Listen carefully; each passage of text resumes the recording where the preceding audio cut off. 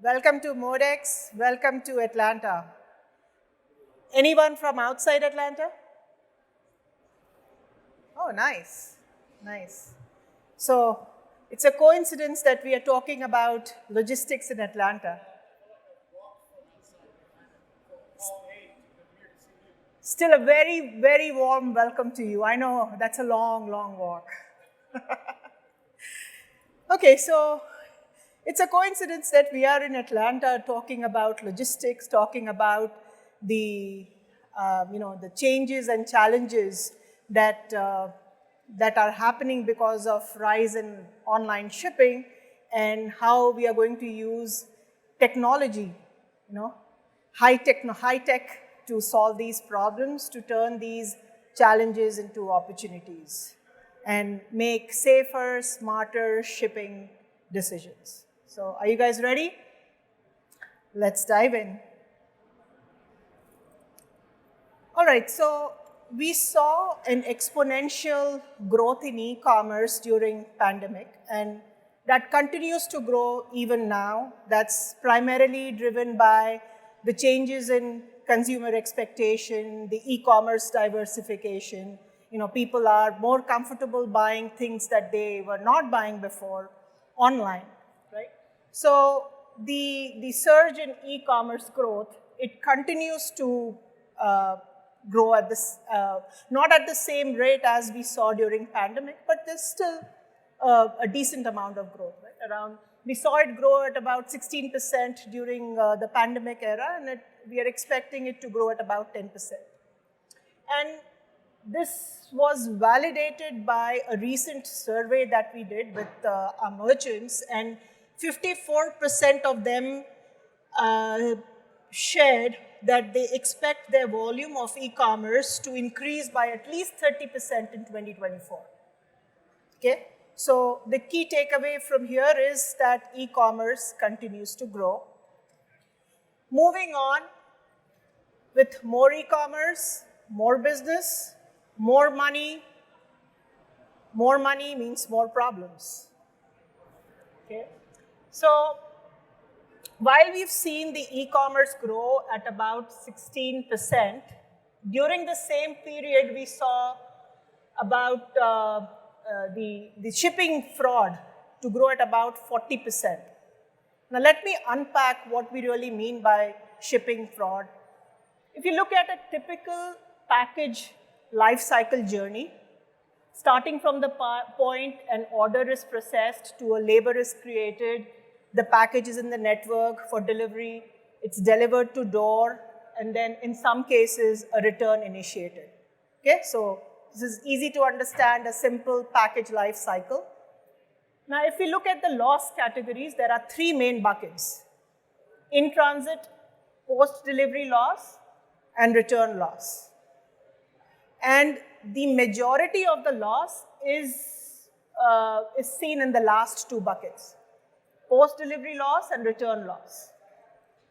So, as I stated earlier, while we saw the e-commerce grow at 16%, during the same period we saw the shipping, the shipping loss grow at about 40%.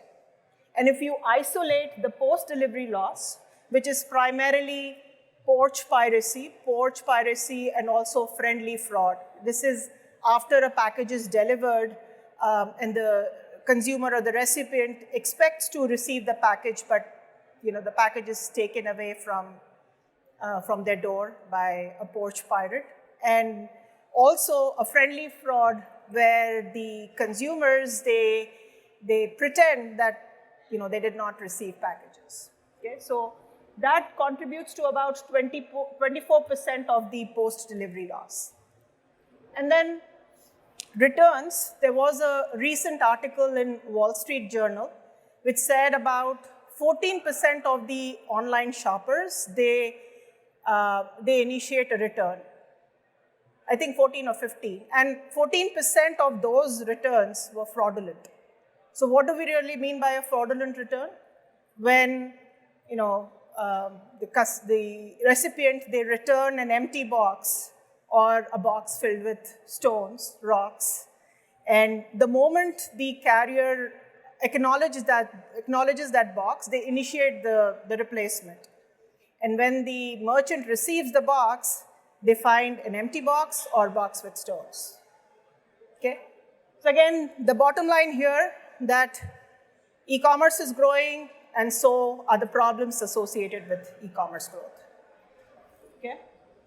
So the merchants, an overwhelming 95% of the merchants that we surveyed, they believe that their company's success, it relies heavily on better managing the risk in their supply chain. Okay?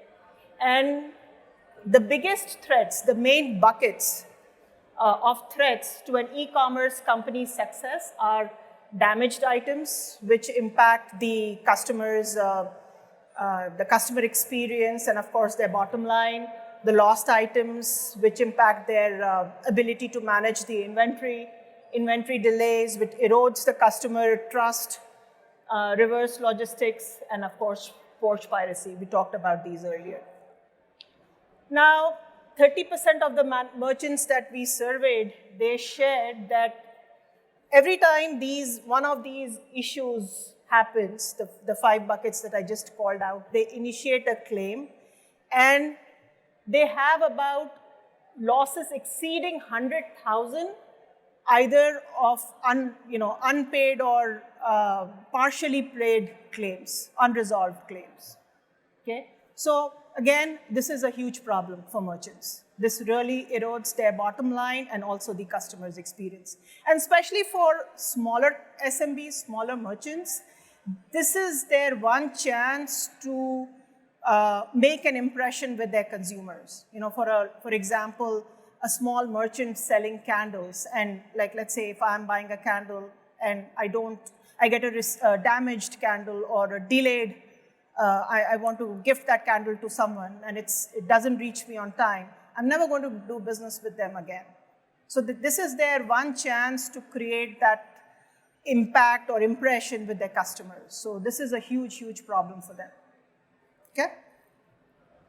All right, so let's look at a simplified journey for today's shipper, and let's call the shipper Laura.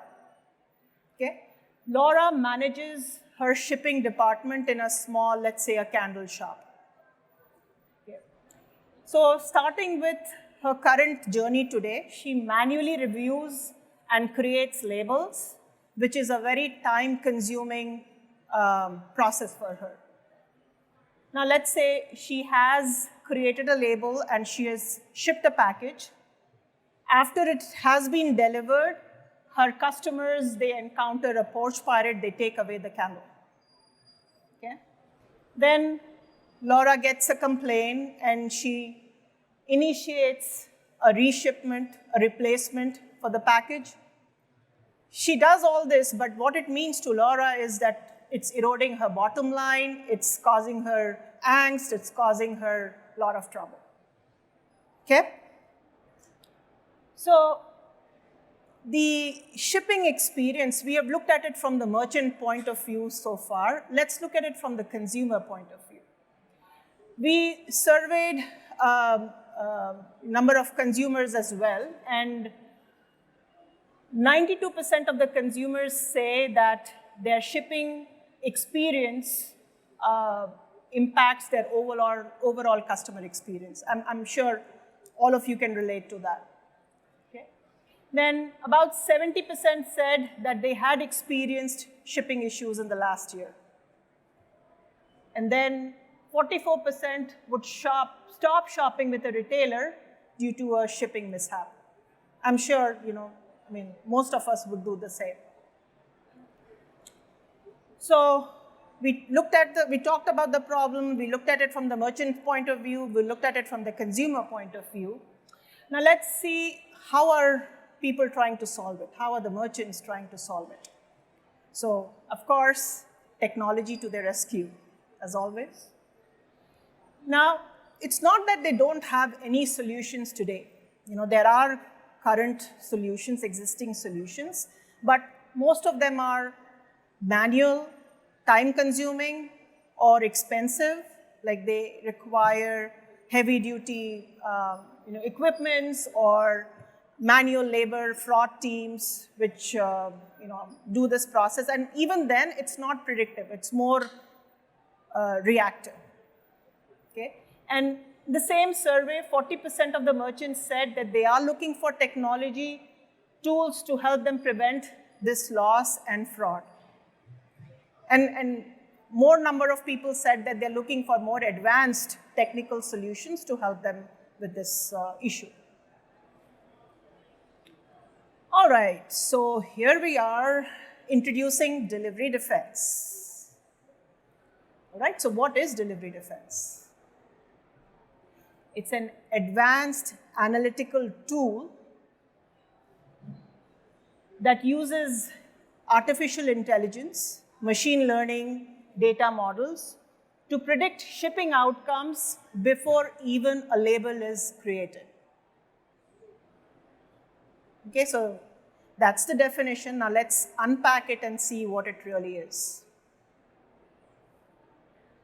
Okay, so delivery defense, us being UPS, we have the most extensive network. We have petabytes of data, 11 billion packages, 130 million addresses, 6.8 million claims, 23.1 million returns, and 419 million delivery attempts. So that's a huge, huge, huge amount of data, billions of data points. All that coupled with the capabilities of Google Cloud, it sits on Google Cloud with high processing power. And then there is a machine learning model that sits on top of that. And we have a proprietary algorithm that identifies loss patterns as they relate to the above, the parameters that I just called out. Utilizing those parameters, it assigns a score to a given address. The score ranging from 1 to 1,000, 1 being the lowest and 1,000 being the highest. Okay? So if you look at the right side graph, we've basically plotted the confidence score, the address confidence score 100 to 1,000 against the loss frequency on the system data, the overall data that we have, the average data. Okay? So what it tells you is that there are only insignificant amount of addresses that contribute to the overall loss or which have a higher or a lower confidence. Okay, so about 2% of the addresses fall in the low to mid confidence range. And let's look at it, what will the customer, the merchant do with this data? Okay, so if they find that the address has a lower confidence score, they can decide to route it to an alternate delivery address, to a more safer option like a UPS access point. And I'll talk more about what a UPS access point is. But it gives them the ability to take preventive actions so that the delivery outcome is guaranteed, right? So anything that's a lower confidence, they can choose to ship to an alternate location.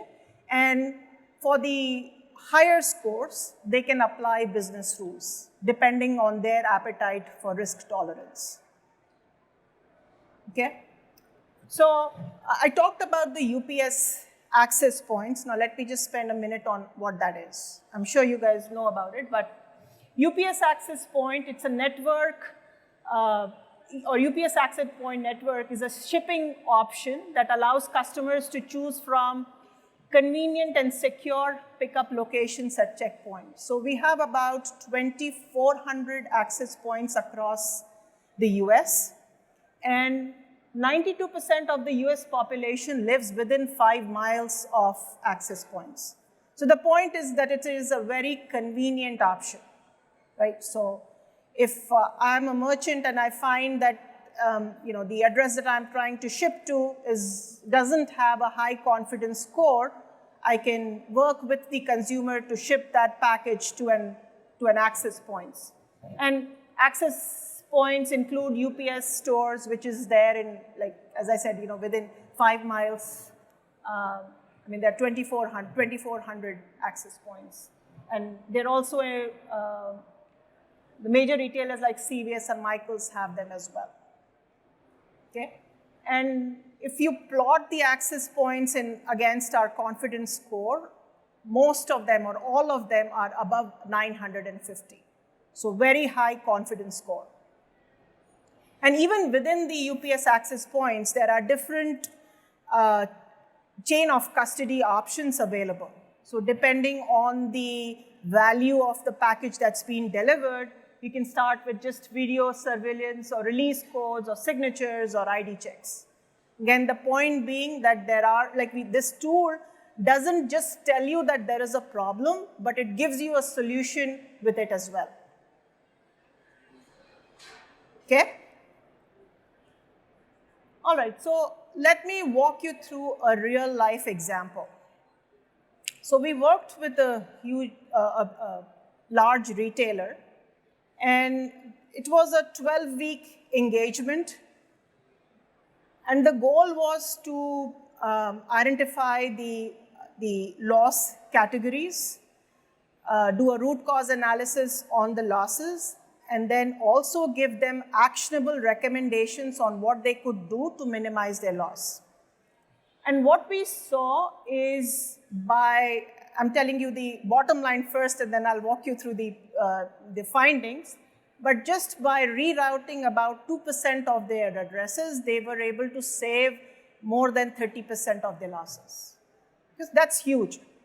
Think about it, 1/3 of their losses, a huge retailer, we're talking in multi-millions. Okay?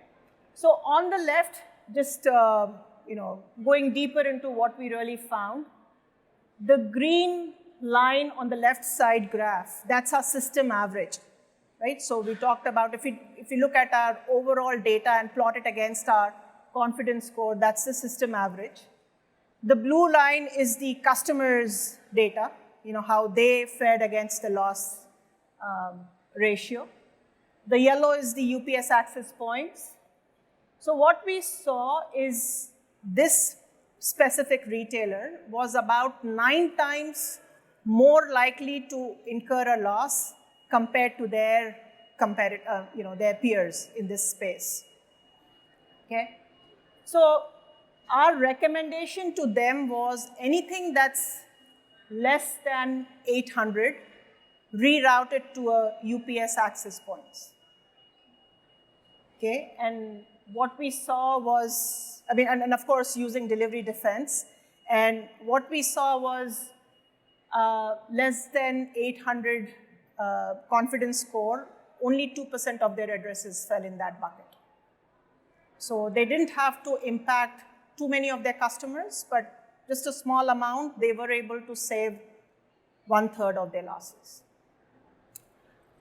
On the right is the empty box return. So these were the 2 key loss categories that we identified for them, or we helped them address. On the right, the empty box returns. Now, it doesn't sound that big, but empty boxes, they play a significant amount in their overall loss category. So what we did, or what we identified or discovered, was addresses which fell between 100 and 600 score, they were 37 times more likely to send an empty box return. Okay? So this is a very important data point, or a very important point for them to make corrective actions, right? So all it meant for them was that any address that fell in this category, they delayed releasing the replacement. They would wait until they received the package back before they released a replacement. Okay, so it helped them minimize their loss. Again, in this case, it was about 10%. Okay? So bottom line, huge savings for the merchants, a great experience for the consumers, and the merchants, their consumers are happy, they're saving on their bottom line, they're growing more, they are happy, we are happy, everyone is happy. So with that, let's look at what's Laura's new customer journey. Okay? So now Laura has upgraded her shipping process with predictive analytics, with address confidence score. She's more empowered, enabled to take more timely actions, corrective actions, predictive actions. Her team feels empowered to optimize shipping outcomes. They can take those actions that we just talked about. And then finally, as I said, everyone is happy. There's fireworks all over. So that's all I had. Open to questions now. Oh, sorry, I forgot to show you the fireworks. Open for questions.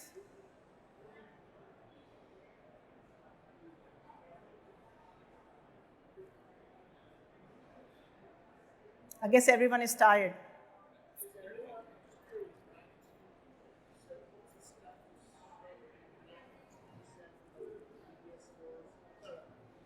$93 is within 5 miles of, 93% of the stores are within 5 miles.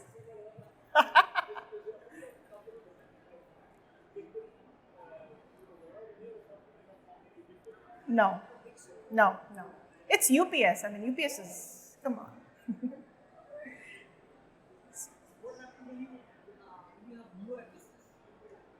So this is not a static database. It's continuously refreshed. Mm-hmm.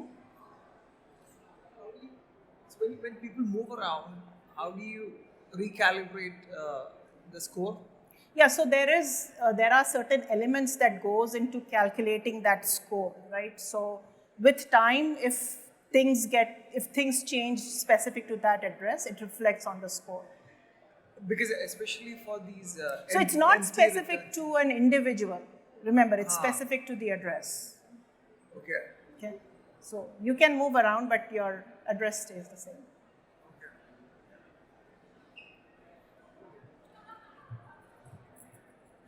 With the delivery defense, is it utilizing just UPS data or is it external data as well, like crime rates in the area or anything specific like that? Yeah, so right now we have UPS data, but we were working with other data providers to make it a multi-carrier database as well. Is it more like industry data or is it like public data that Both. define both?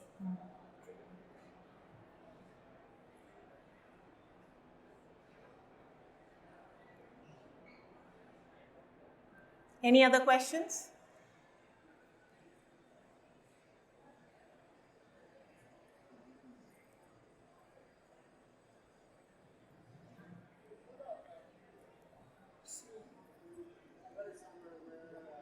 Can you speak a bit louder, please?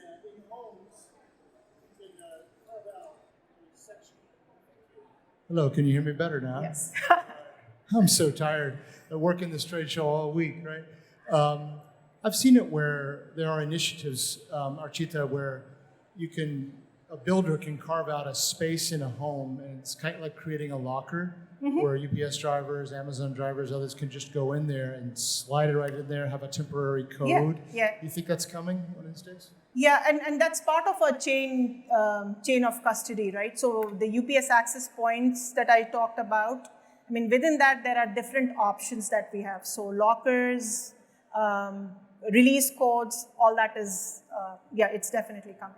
So it's coming for homes too, like residential homes. That's my question. Residential homes. I am not sure about residential homes, but something to consider. Any other questions?